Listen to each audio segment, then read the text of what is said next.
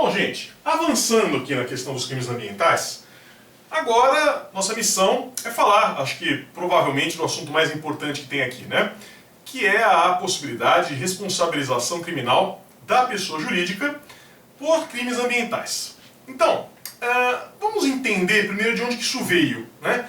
Porque assim, é bastante recente até, tá, gente? Eu sei que eu tô ficando velho, né? Então eu acho que 20 e poucos anos é recente, mas em termos históricos é recente. Porque a lei, vocês sabem, né? É de 1998, falei isso para vocês agora há pouco. E essa possibilidade surgiu aqui no Brasil a primeira vez em 88, na Constituição, né? E foi ser regulamentada em 98, quando a gente passou a ter a responsabilidade penal da pessoa jurídica aqui nos casos dos crimes ambientais, né? Então, tem aí 22 anos que existe essa realidade aqui no Brasil, tá?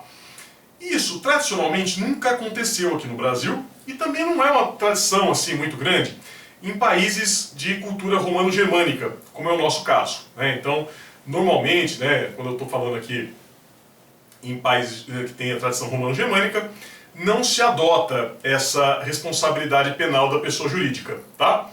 Você vai ter a responsabilidade penal da pessoa jurídica, mas como sendo uma coisa lá da common law, né? Então vai aparecer mais lá, né?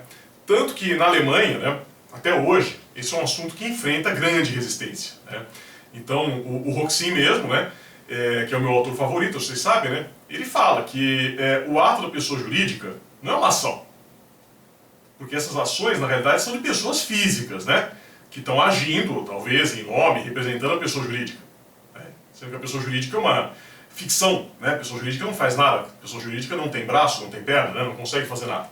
Então, que, portanto, não teria esse ato da pessoa jurídica como sendo uma ação, né, penalmente relevante, de acordo aqui com o que ele defende, tá bom? Então, gente, por que que isso acabou surgindo aqui no Brasil, né? Na realidade, eu vejo que a gente tem aqui um resultado, né, de uma discussão muito ampla que vem aparecendo cada vez mais em direito penal, né? Cada vez mais a gente vai tendo esse problema. Que é o quê? É aquela história que o seu tio dentista gosta de falar, né? E muitas vezes sem razão. Mas vocês já ouviram isso em almoço de família, com certeza. O direito penal está desatualizado, anacrônico. Esse código, que é de 1940, né, não dá mais para a gente seguir hoje em dia. Nós estamos no século XXI, né? Como que nós vamos seguir uma legislação que tem quase 100 anos, né? É um absurdo, precisamos refazer esse código, mudar tudo, etc, etc, etc. Isso vocês já sabem, né? Vocês já estão aí no 5º ano, então vocês já sabem que não é necessariamente verdade, né? Que não é necessariamente adequado que a gente diga esse tipo de coisa, tá? Mas o fato é, partindo desse princípio, que os desafios para o direito penal hoje em dia são outros. Então a gente vive aqui uma outra realidade, né? Com outros desafios, outras coisas que vão ter que aparecer aqui para nós, né?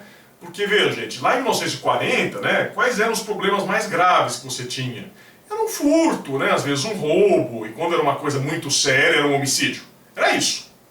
Direito ambiental mesmo não existia naquela época, né? O nosso assunto da aula de hoje, né? Direito ambiental, não existia isso, crime contra o meio ambiente, lá em 1940, né? Não se falava sobre esse assunto. Então o que aconteceu? Os bens jurídicos penais foram mudando. Conforme o tempo foi passando, né, foram surgindo os novos bens, né, aparecendo a importância de tutela de outras coisas, né, e com isso o direito penal tem que ver como que vai lidar com essa nova realidade, tá? Então, assim, muito resumidamente, né, que não é o assunto da nossa aula aqui, o que nós temos hoje em dia? 3 caminhos, tá? 3 propostas básicas que vão aparecer. Então a primeira proposta, né, é você simplesmente adequar a legislação a essa nova realidade, que é o que a lei dos crimes ambientais fez. Então não existiu o bem jurídico ambiental, hoje em dia existe. Então a gente pega e faz uma lei, né, tipificando como delitivas, né, como crimes, as condutas aí que são mais lesivas, as condutas contra o meio ambiente que são inadmissíveis, insuportáveis, que não podem acontecer em hipótese alguma.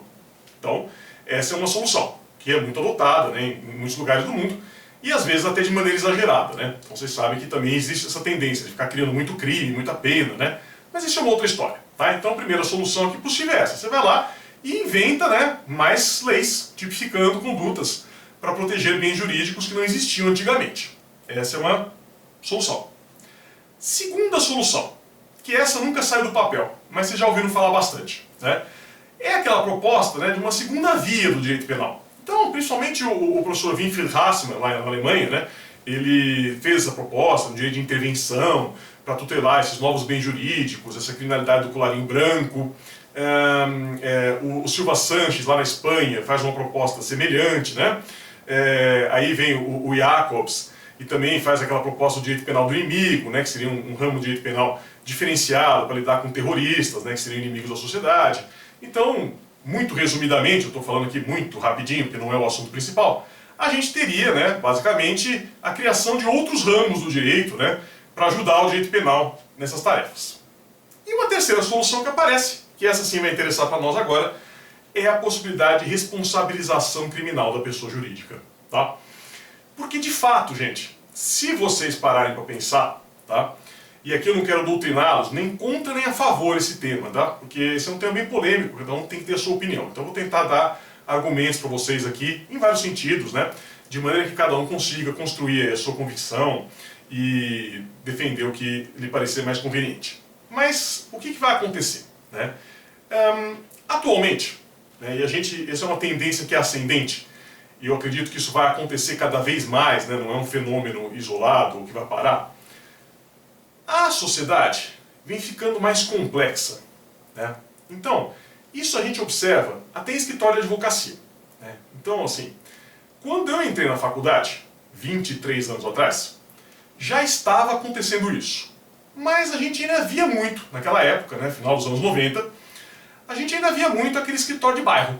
Aquele sobradinho que o cara alugava lá no bairro, né, colocava uma plaquinha na frente lá, doutor fulano, civil, trabalhista, criminal, previdenciário, né, e as pessoas iam lá e procuravam o doutor fulano, que era o advogado da família, e que resolvia todos os problemas, e assim ficava tudo bem, né.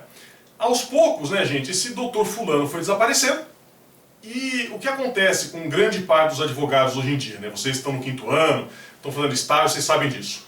Grande parte dos advogados são empregados. Eles trabalham em escritórios. Escritórios grandes, né, às vezes com centenas de profissionais, sem nenhum exagero, e que são extremamente especializados, né? Então não tem mais esse negócio do cara que faz crime trabalhista, previdenciário, civil, família, né, tributário. Não tem mais isso, né? Então você vai lá no escritório altamente especializado. O cara faz, por exemplo, só marcas e patentes. Então altamente especializado, né? A tendência hoje em dia é essa, né? Que você tenha esse atendimento altamente especializado, tá? Isso, por um lado, é muito bom, tá? Então, eu sempre falo, tudo tem dois lados, né? Porque se você tem um escritório que é altamente especializado, a chance de você ter um atendimento tecnicamente melhor é muito maior. Porque o cara é especialista naquilo, ele conhece aquilo muito bem. Então, a tendência é que ele trabalhe melhor.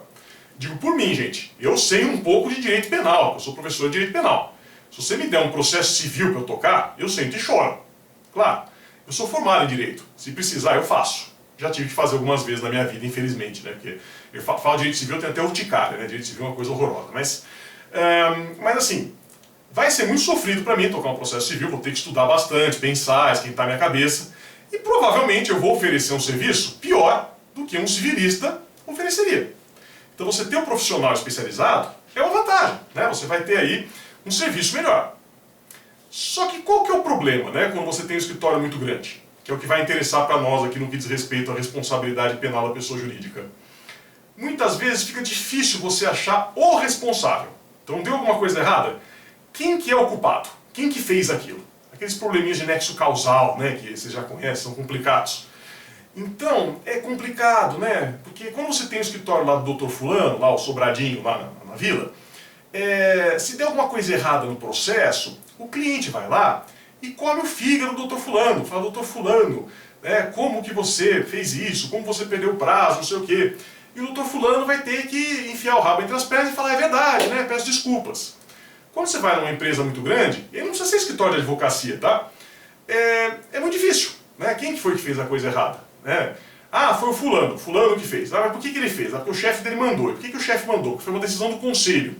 Então, é o que os sociólogos chamam muitas vezes, né, de irresponsabilidade organizada.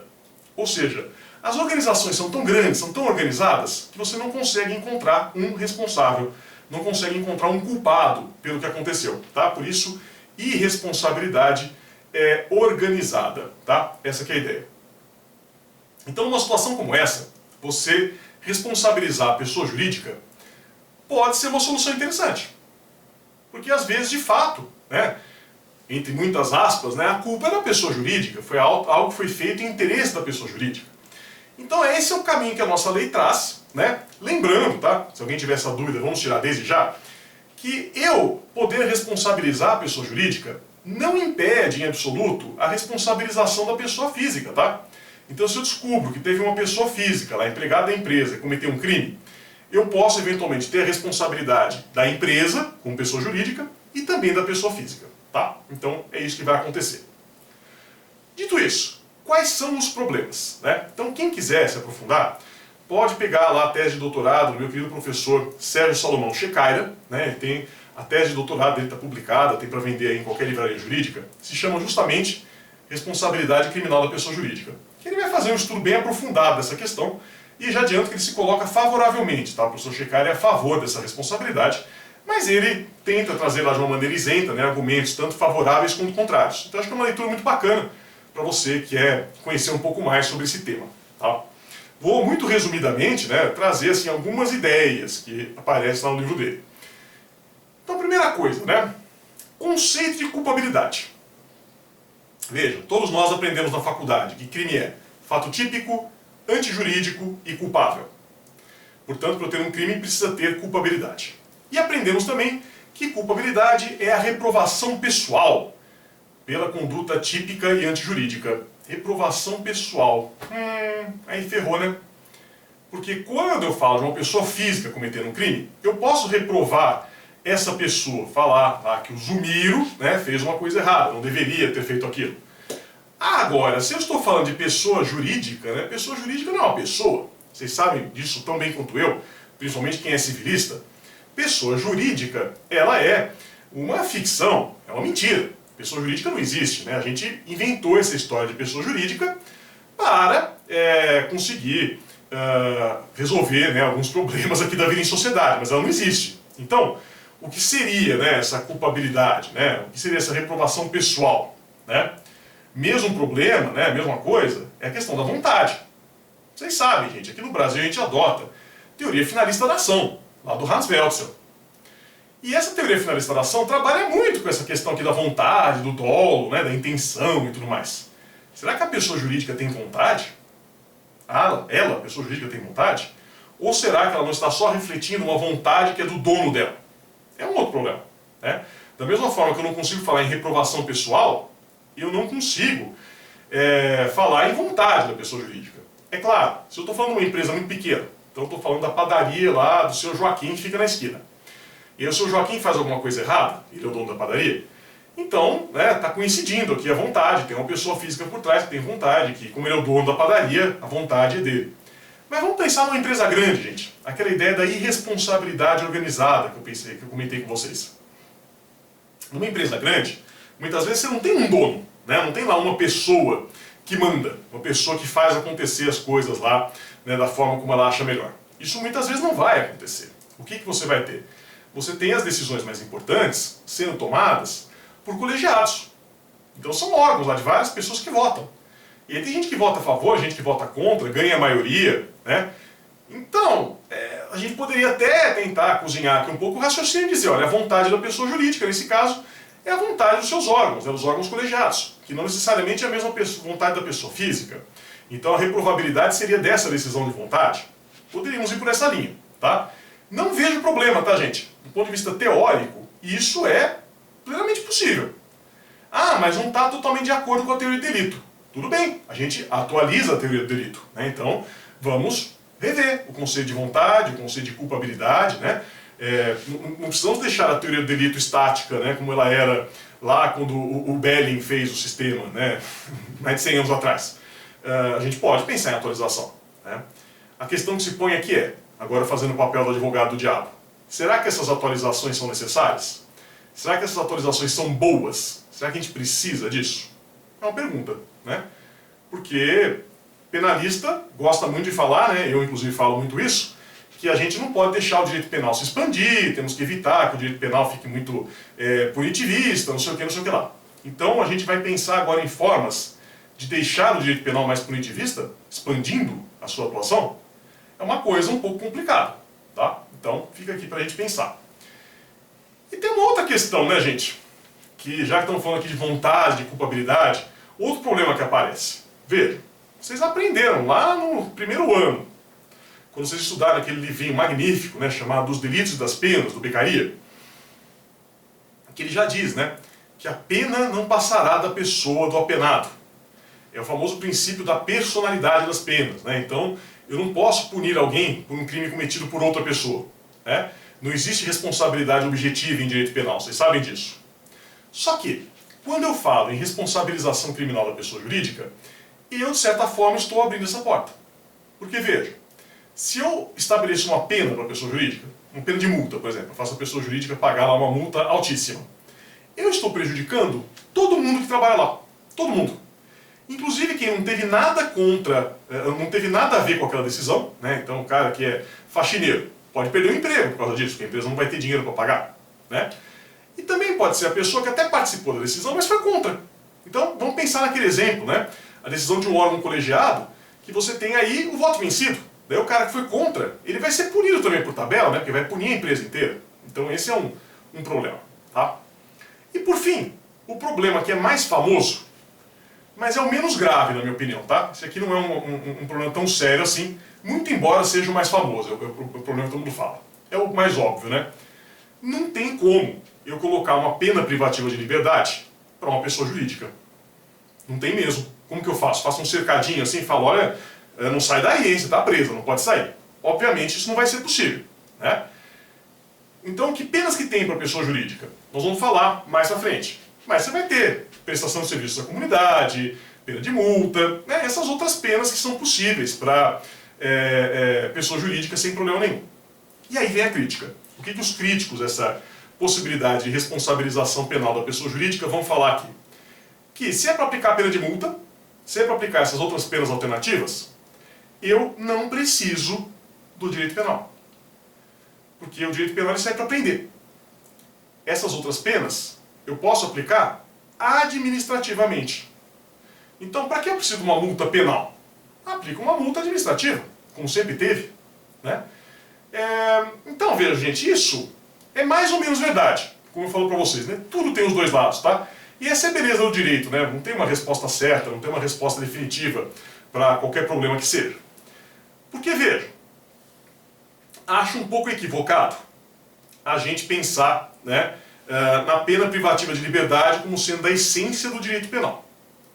Que foi até a confusão data máxima venia que o saudoso Luiz Flávio Gomes cometeu quando falou lá da questão do crime do usuário de droga, né?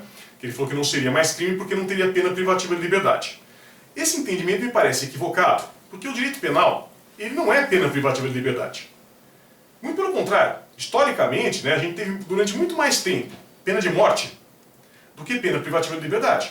A pena privativa de liberdade, ela foi desenvolvida faz aí uns 200 e poucos anos, quem sabe, por aí. Até então você tinha pena de morte, de expulsão, né, aquelas penas maravilhosas, crucificava o cara, amarrava os braços num cavalo, as pernas no outro, daí dava um tiro, o cavalo ficava pro lado, o cara arrebentava no meio. Essas coisas que tinha. A pena privativa de liberdade, ela apareceu, fortemente inspirada no direito canônico, como sendo uma verdadeira pena alternativa à pena privativa, às penas que tinham antes, as penas cruéis, pena de morte. Tá? E depois, no momento posterior, já mais no século XX, né, no século passado, você começa a pensar nas penas alternativas à pena privativa de liberdade. Pena de multa, prestação de serviço à comunidade, prestação pecuniária, interdição temporária de direitos e assim por diante. Né? Vocês já estudaram tudo isso. Então, o que vai acontecer? É um erro eu entender que crime tem que ter necessariamente pena privativa de liberdade. Isso não é verdade. E por nenhum prisma é verdade. Porque, primeiro, aí vocês que são civilistas sabem disso melhor do que eu. Eu não tenho aqui no Brasil prisão civil. Não vou prender o devedor de alimentos. Que eu saiba, isso está valendo ainda. Isso não é crime, gente. Você não pagar a pensão alimentícia, em princípio, não é crime. Mas na cadeia.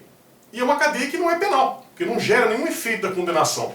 Não gera perda da primariedade, né? Nada daquelas coisas que a gente estuda lá na teoria da pena. Não tem, porque não é pena, muito embora seja cadeia. Tá? Então nem toda cadeia é pena. E também tenho crimes para os quais não tem pena. E vou dar o mesmo exemplo que eu falei agora há pouco, lá da lei de drogas, né? Do usuário de droga. Isso não tem mais pena privativa de liberdade. Mas não deixou de ser crime. Né? O cara está lá fumando sua maconha, né? Cheirando sua cocaína, ele vai responder um processo penal. Né? Ah, mas ele não vai preso. Não vai preso, mas ele pode tomar uma condenação criminal, vai gerar todos os efeitos dessa condenação, perda da primariedade, vai lançar o nome dele no rol dos culpados, né? Todas aquelas coisas que vocês já sabem. Então aqui, gente, é a mesma coisa. Né? Não é porque eu não tenho a pena privativa de liberdade que eu não posso ter o direito penal. Tem, porque tem todos os outros efeitos da condenação. Né? É uma condenação criminal que traz consigo aquele estigma de uma condenação criminal. Né? Você pegar e falar, foi condenado criminalmente. Né? Então isso não é um obstáculo. Né? Talvez é a crítica assim, mais intuitiva, né? A crítica que todo mundo faz, mas não é bem uma coisa que vai atrapalhar muito essa possibilidade de responsabilização criminal da pessoa jurídica. Né? Por quê? Porque não precisamos necessariamente da pena privativa de liberdade. Tá? A única coisa, né, que eu coloco aqui para reflexão de vocês é que o que nós penalistas criticamos o tempo todo, o estigma. Né? Então você pegar e rotular as pessoas, né? Tem até aquela teoria da criminologia norte-americana, labeling approach, né? A teoria da rotulação social. Então a gente critica muito isso, como que eu estou rotulando, que absurdo, que coisa errada, que coisa ruim. Né? E aí eu vou dizer que é bom eu ter a responsabilidade criminal da pessoa jurídica, justamente porque essa pena de multa, essa prestação de serviços à comunidade, rotula, que é justamente o que a gente critica tanto. Então, veja, é complicada a questão, tá, gente? Eu não quero deixar vocês doutrinados em nenhum sentido, apenas trazendo aqui argumentos contrários e favoráveis, para que vocês vão pensando no assunto. Depois, como eu disse, quem tiver curiosidade, pode dar uma lidinha aqui no livro do professor Shekhayra a esse respeito, tá bom? Gente, última coisa, para a gente acabar essa questão da responsabilidade penal da pessoa jurídica. A lei traz aqui para nós algumas condicionantes para isso. Tá? Então, tem duas regrinhas aqui que condicionam, né, a possibilidade de responsabilização criminal da pessoa jurídica. Eu não posso responsabilizar qualquer pessoa jurídica em qualquer circunstância. O que eu preciso? Duas coisinhas. Primeiro, crime cometido em benefício ou por conta dos interesses da pessoa jurídica. Porque o que é muito comum às vezes na prática, né? O cara vai lá e comete um crime usando a pessoa jurídica, tá? Então o dono da empresa, né, comete um crime por meio da pessoa jurídica. Mas, na realidade, quem está interessado naquele crime é ele. Né? Então ele usa a pessoa jurídica para lavar dinheiro, né, para fazer sonegação fiscal, qualquer coisa assim. Então isso não vai ensejar a responsabilidade da pessoa jurídica, né, porque não é crime ambiental. E de qualquer forma não seria, porque não é a pessoa jurídica que está cometendo crime, né? É a pessoa física usando a pessoa jurídica para cometer crime, o que é muito diferente, tá? E o segundo requisito é que eu preciso que essa decisão de cometer o crime seja uma decisão, né, do representante legal da pessoa jurídica ou do seu colegiado. Porque se quem resolveu cometer o crime foi um empregado por conta própria, também a responsabilidade penal é só dele, a empresa acaba não cometendo crime nenhum, tá bom? É isso, gente. Muito obrigado. Na sequência a gente continua.